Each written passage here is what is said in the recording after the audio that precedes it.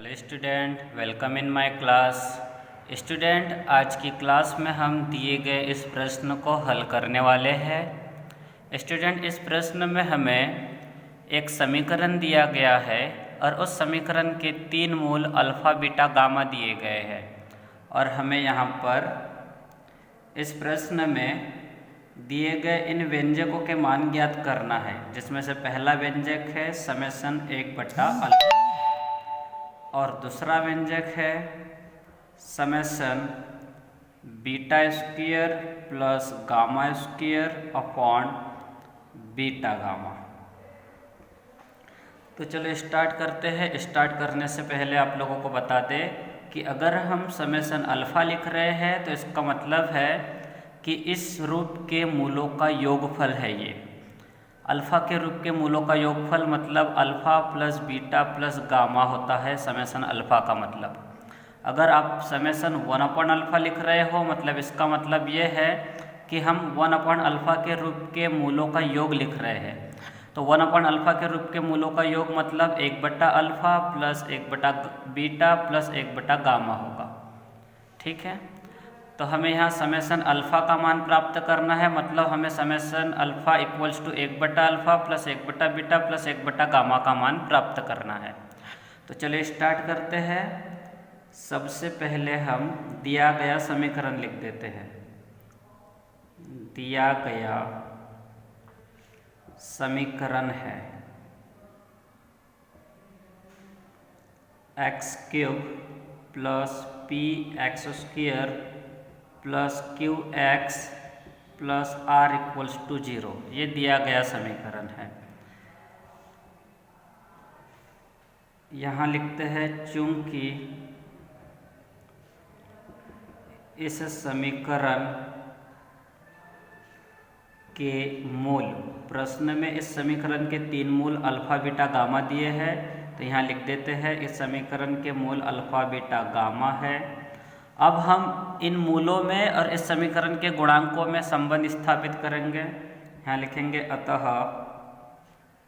मूलों एवं गुणांकों में संबंध निम्न होगा। 3 घात के समीकरण के 3 मूल होते हैं और समीकरण के मूलों एवं गुणांकों में भी 3 संबंध होते हैं। उन 3 संबंध में पहला जो संबंध होता है वह संबंध सभी मूलों का योगफल होता है। मतलब पहले संबंध में सभी मूलों के योगफल को दिए गए समीकरण के गुणांक से संबंधित करना होता है। यहाँ हमने सभी मूलों का योगफल लिख दिया, अल्फ़ा, बीटा, गामा का योगफल। इसका मान -b/a होता है। ये जो b होता है यह x² का गुणांक होता है और a x³ का गुणांक। दिए गए समीकरण में x² का गुणांक p है, मतलब इस समीकरण में b के जगह p है, और x³ का गुणांक a है, मतलब यहाँ b का मान p है और a का मान 1 है। यहाँ हमें -b/a लिखना है, मतलब x² का गुणांक अपॉन x³ का गुणांक लिखना है। माइनस लिख चुके हम, अब x² का गुणांक लिख दिया, अपॉन में हमने x³ का गुणांक लिखा। इस प्रकार हमें सभी मूलों का योगफल -p प्राप्त हुआ। इसे हम समीकरण 1 देंगे। दूसरा संबंध जो होता है उस संबंध में हमें प्रत्येक 2 मूलों के गुणनफल का योग लिखना होता है। दूसरा संबंध प्रत्येक 2 मूलों के गुणनफल का योग, और इस योग को हमें दिए गए समीकरण के गुणांक से संबंधित करना है। प्रत्येक 2 मूलों के गुणनफल का योग c/a होता है। c/a मतलब x का गुणांक अपॉन x³ का गुणांक। x का गुणांक q है और x³ का गुणांक 1 है, मतलब c/a मतलब q/1 होगा यहाँ, जिसका मान q प्राप्त होगा। यह अपना समीकरण 2 है। इसके बाद अगला संबंध जो होता है उस अगले संबंध में हमें सभी मूलों का गुणनफल लिखना होता है, जिसका मान -d/a होता है। -d/a मतलब माइनस अचर पद अपॉन x³ का गुणांक। यहाँ अचर पद r है और x³ का गुणांक 1 है, इसलिए यहाँ पर सभी मूलों का गुणनफल -r/1 आएगा, जिसका मान -r होगा। समीकरण 3। तो ध्यान रहे स्टूडेंट, इस प्रकार हमें दिए गए समीकरण के मूलों को समीकरण के गुणांकों से संबंधित करके लिखना होता है, जिससे हमें ये 3 समीकरण प्राप्त होते हैं। पहले संबंध में सभी मूलों का योगफल -b/a लिखना होता है। -b/a का मतलब यहाँ -x² का गुणांक अपॉन x³ का गुणांक होता है। x² का गुणांक p है, x³ का गुणांक 1 है, इसलिए हमने यहाँ -p/1 लिखा। -p/1 -p। दो मूलों के गुणनफल का योग इक्वल्स टू होता है x का गुणांक अपॉन x³ का गुणांक, मतलब c/a। c x का गुणांक होता है, a x³ का गुणांक। यहाँ x का गुणांक q है और x³ का गुणांक 1 है, इसलिए यहाँ q/1 q लिखा। सभी मूलों का गुणनफल -d/a होता है, मतलब सभी मूलों का गुणनफल इक्वल्स टू होता है माइनस अचर पद अपॉन x³ का गुणांक। अचर पद यहाँ पर r है और x³ का गुणांक 1 है, इसलिए यहाँ पर हमने -r/1 लिखा, जो कि -r है।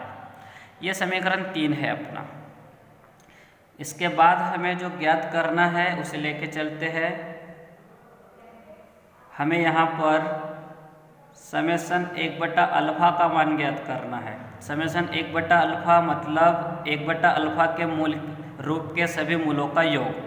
1/α के रूप के पदों का योग समेशन 1/α कहलाता है। तो इस रूप के पदों का योग ये होगा 1/α प्लस 1/β प्लस 1/γ। समेशन 1/α का मतलब 1/α के रूप के पदों का योग।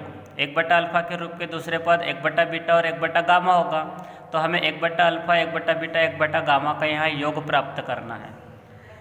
देखो यहाँ पर ये तीनों पदों का एलसीएम अल्फा बीटा गामा आएगा। जब हम अल्फा बीटा गामा को अल्फा से डिवाइड करेंगे तो बीटा गामा मिलेगा। बीटा गामा का 1 में गुणा बीटा गामा। फिर अल्फा बीटा गामा को बीटा से डिवाइड करेंगे तो अल्फा गामा मिलेगा, और अल्फा गामा का 1 में गुणा करेंगे तो अल्फा गामा ही प्राप्त होगा। अब अल्फा बीटा गामा को गामा से डिवाइड करेंगे तो अल्फा बीटा मिलेगा, और अल्फा बीटा का इस 1 में गुणा करेंगे तो अल्फा बीटा ही प्राप्त होगा। इसे अरेंज करके लिखते हैं हम। इस स्टेप को अरेंज करके लिखते हैं। सबसे पहले हम अल्फा बीटा वाला पद लिखेंगे, उसके बाद बीटा गामा वाला पद, और अंत में हम अल्फा गामा वाला पद लिखते हैं, और अपॉन में अल्फा बीटा गामा। यहाँ alpha beta plus beta gamma plus alpha gamma का मान है अपने पास समीकरण 2 में। इसका मान है q, तो यहाँ पर हम इसके जगह q लिख देते हैं। अल्फा बीटा गामा का भी मान अपने पास है -r, तो इसके जगह हम -r लिखेंगे। इस प्रकार समेशन 1/α का मान हमें -q/r प्राप्त होगा, और यह अपना पहला आंसर है। अब दूसरे प्रश्न को हल करते हैं इस क्वेश्चन के। इसी प्रश्न में हमें 2 व्यंजकों के मान ज्ञात करना था, जिसमें से इस पहले व्यंजक का मान हम ज्ञात कर चुके। अब इस दूसरे व्यंजक का मान ज्ञात करते हैं, तो यहाँ लिख देते हैं हम। दूसरा व्यंजक है अपना summation β² plus γ² upon beta gamma, और हमें यहाँ पर इस रूप के सभी पदों का योग लिखना है। तो इस रूप का पहला पद तो यही होगा β² प्लस γ² अपॉन बीटा गामा। तो बीटा और गामा को लेकर जब यह व्यंजक बना है, जिसका पहला पद β² प्लस γ² अपॉन बीटा गामा है, तो दूसरा पद जो होगा इस योग का वह भी इसी रूप का होगा, लेकिन पहले पद में बीटा गामा आया है तो दूसरे पद में अल्फा गामा लिख देंगे। तो यहाँ बीटा के जगह अल्फा लिखेंगे और गामा की जगह गामा। तो दूसरा पद होगा इस रूप का α² प्लस γ² अपॉन अल्फा गामा। इस रूप का तीसरा पद होगा α² प्लस β² अपॉन अल्फा बीटा, और इसी योग का मान हमें ज्ञात करना है। तो यहाँ देखो हम क्या करते हैं, ये β² के अपॉन में जब हम बीटा गामा लिखेंगे तो एक बीटा से एक बीटा कैंसिल होगा, यहाँ बीटा अपॉन गामा बचेगा, प्लस γ² के अपॉन में बीटा गामा लिखोगे तो गामा से एक गामा कैंसिल हो जाएगा, तो यहाँ पर दूसरे पद में गामा अपॉन बीटा बचेगा। तो चलिए इसको लिख देते हैं। इक्वल टू के नीचे इक्वल्स टू लिख रहे हैं हम। हर ब्रैकेट में जो पद है उन प्रत्येक पद के अपवार्ड में हर को अलग अलग लिख देते हैं। बीटा स्क्वायर के अपवार्ड में हर लिख दिया beta gamma, plus gamma square के अपवार्ड में हर लिखते हैं बीटा गामा। ये हुआ पहला ब्रैकेट। अब इस योग का दूसरा पद देखो, इसमें पहले पद के अपवार्ड में हमने हर को लिख दिए, फिर इस ब्रैकेट के दूसरे पद के अपवार्ड में भी हम हर लिख देते हैं।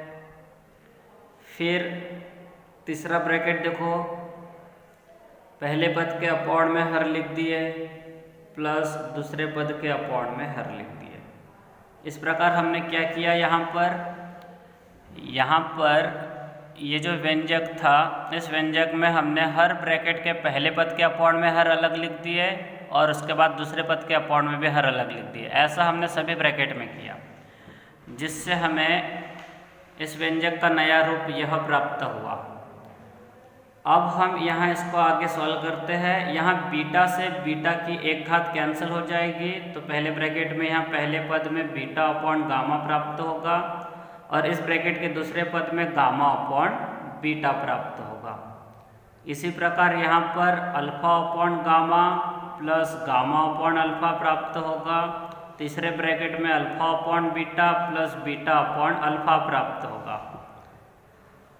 अब हम देखो क्या कर रहे हैं, हम सबसे पहले उन पदों को साथ में लिखेंगे जिसमें हर में गामा हो। जैसे देखो यहाँ हर में गामा है, यहाँ भी हर में गामा है, तो जिन पदों के हर में गामा है उन पदों को हम पहले लिख देते हैं।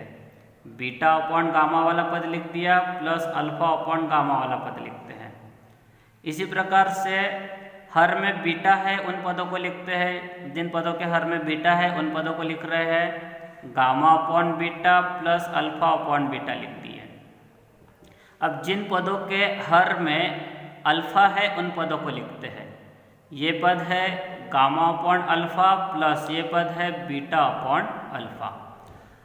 अब इसे और आगे हल करते हैं। इन दोनों का एलसीएम गामा आएगा और अंश में होगा बीटा प्लस अल्फा, फिर प्लस इन दोनों का एलसीएम बीटा और अंश में आएगा अल्फा प्लस गामा।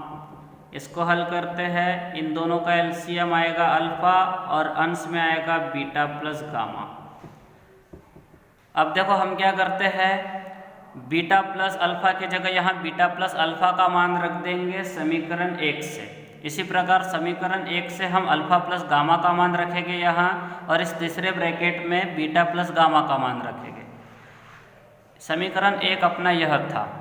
जब इससे हम अल्फा प्लस बीटा का मान प्राप्त करेंगे तो यहाँ से हमें अल्फा प्लस बीटा का मान प्राप्त होगा माइनस पी माइनस गामा।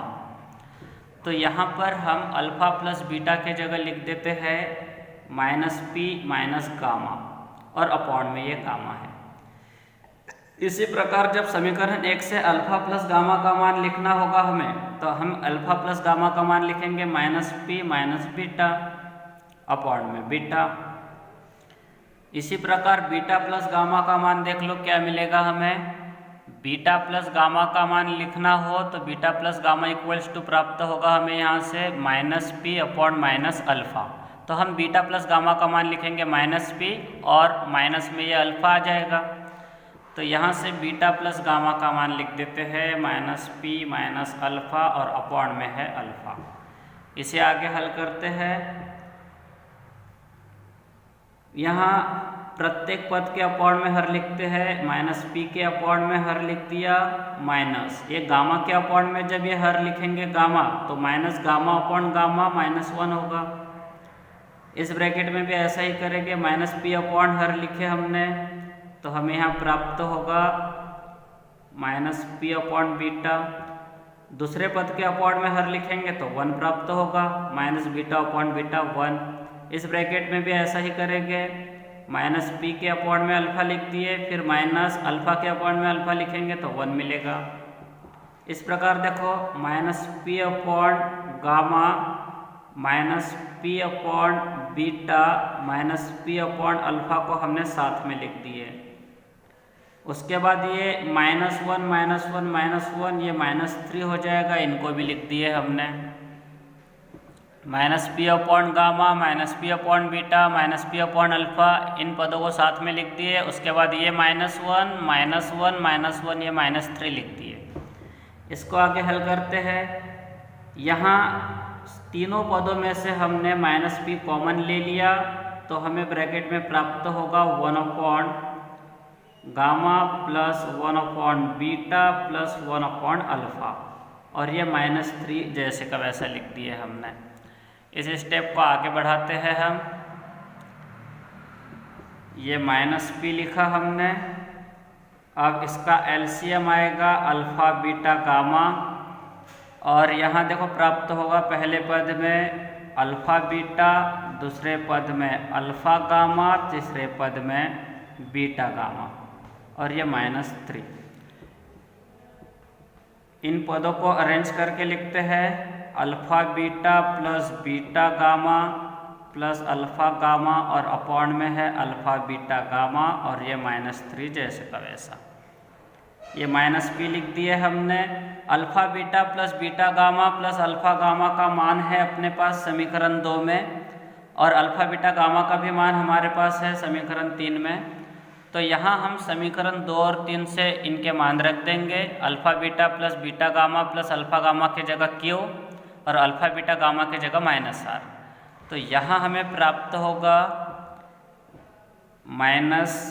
इसके जगह Q और इसके जगह -r रखने पर हमें यह स्टेप प्राप्त होगी। ये minus minus plus p³ upon r, और ये -3, यही अपना आंसर होगा। इस प्रकार से हम दिए गए व्यंजक का मान प्राप्त कर सकते हैं। ऐसे प्रश्न में दिया गया व्यंजक यह था जिसका मान हम यहाँ प्राप्त कर रहे थे, और इसका मान हमें प्राप्त हुआ है p³ अपॉन r -3। इस प्रकार से अपना प्रश्न यहाँ कंप्लीट हो गया। अब अगली क्लास में देखते हैं।